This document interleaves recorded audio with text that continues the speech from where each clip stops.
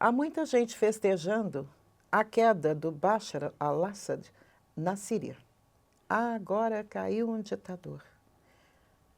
Vida nova para a Síria, tal, só felicidade. É isso mesmo que está acontecendo. Nós, se formos à Wikipédia, vamos ver que a Síria não tem mais um hino. A substituição da bandeira da Síria foi imediata. Eles hastearam a bandeira antiga, imperial, que durou só 10 anos, e tiraram aquela que vinha se mantendo como uma espécie de compromisso com o panarabismo, com os estados árabes nacionais, né?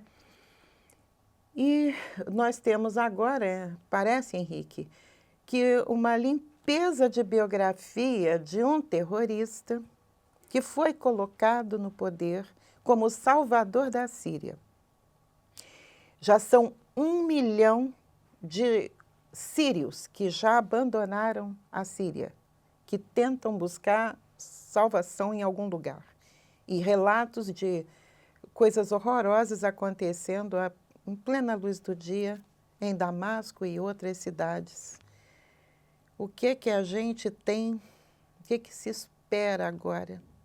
Não existe mais Síria, Vamos não é? esperar. Não existe mais Estado Nacional. Vou falar das causas e vou falar das consequências. Eu falo das causas. Neste momento, qual é o cenário político? É que um grupo terrorista ligado à Al-Qaeda, que se cindiu da Al-Qaeda, mas que não deixou de ser um grupo terrorista, intitulado Hayat Tahrir al-Sham, que quer dizer Organização de Libertação do Levante, sigla HTS, juntamente com outro grupo armado, sobretudo outro grupo armado, ligado à Turquia, o Exército Nacional Sírio, SNA, sigla de Syrian National Army, que é uma criação da Turquia, tomaram o poder. Mas estabelecem zonas de controle diferentes. Cada um tem a sua zona de controle. Na realidade, não há um poder central que se estenda a toda a Síria.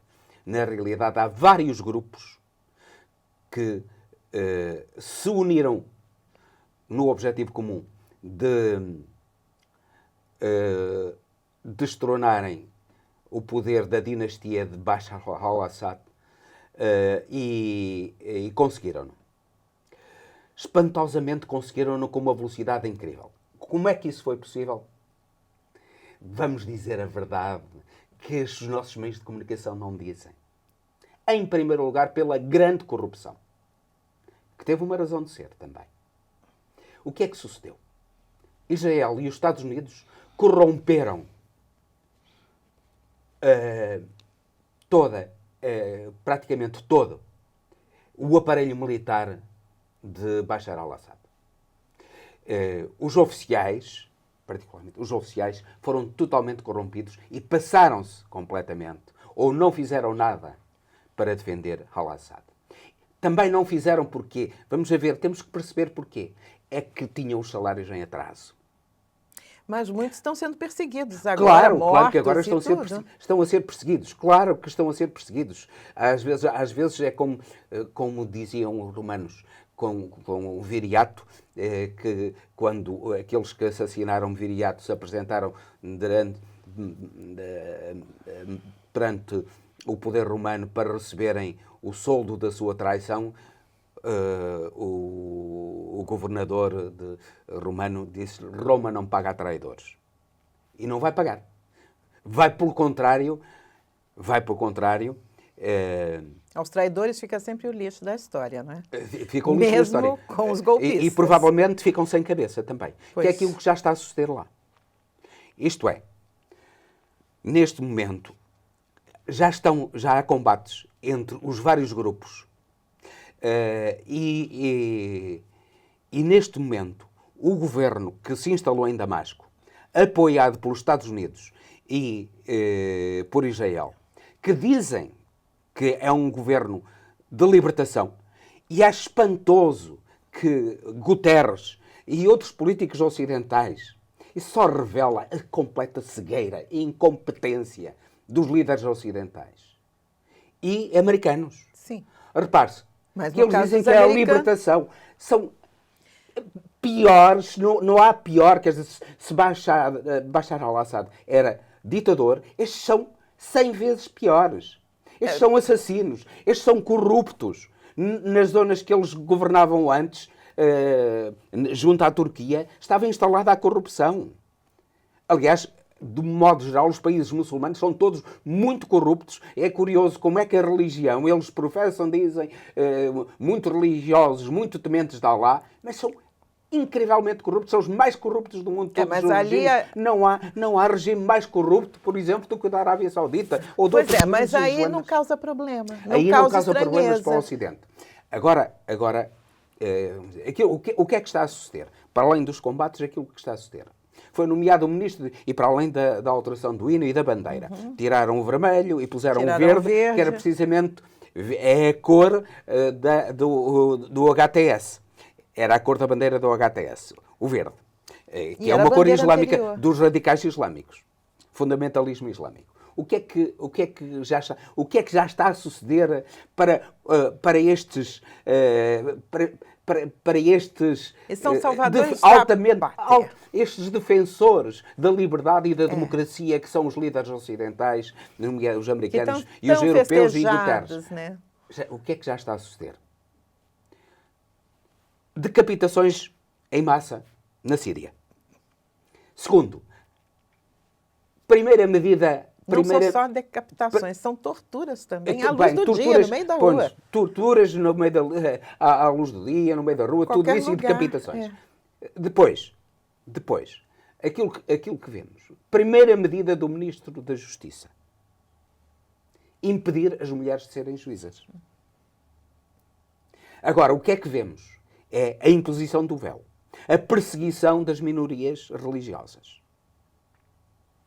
A perseguição dos aluítas, que é uma minoria religiosa que estava no poder. O Bashar al-Assad era aluíta e cerca de 15% da população da Síria era aluíta. Estão a ser perseguidas, estão a ser mortas, estão a ser assassinadas. Também serão. Os cristãos também. É esta a liberdade ambicionada pelo Ocidente e festejada pelo Ocidente. Criminosos, terroristas, puros bandidos, aquilo é uma associação de bandidos, chegaram ao poder em Damasco. E o Ocidente bate palmas. É absolutamente inacreditável a cegueira, a estupidez do Ocidente. Mas há uma intenção. Mas claro que a intenção é, pura e simplesmente, tornar, como a Líbia é um Estado falhado, tornar a Síria também um Estado falhado com vários grupos combatentes a impedirem a existência de um Estado centralizado que ponha em causa Israel. Não sabemos o que é que irá suceder. Para já. A Turquia, para já, é aquilo que pretende, e a grande vencedora no meio disto tudo é a Turquia, que tinha como objetivo